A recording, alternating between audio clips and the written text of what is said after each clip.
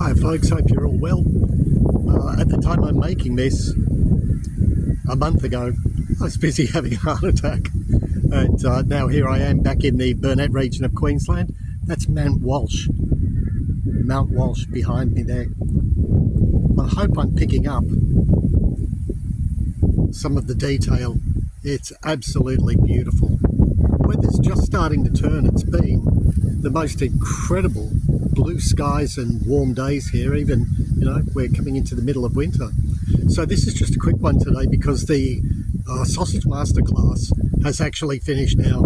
It's one of those things where we could just keep going forever because there's so many different things you can put in a sausage.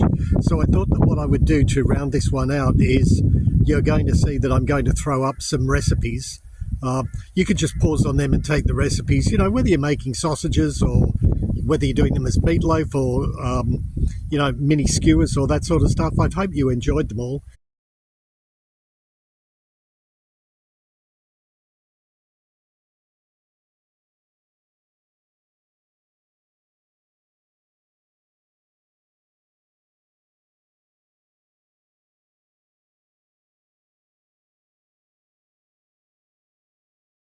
There is one thing that I want to talk to you about. Well, it's a bit shaky holding it by hand and there's a bit of wind here today. With the chicken sausages, that's a really good recipe. But there is a little bit of a trick to that. To get the roast chicken flavour, I either take the skin off or I get some extra skin and tarragon, sage and cinnamon in equal parts, and a little bit of salt and pepper, and that goes over the skin side, and then you actually roast the skins only. So put them on some baking paper, stick them in the oven. They don't have to be too high, like 160, 170 degrees, and you just want to get them to the point where they are really golden but not burned.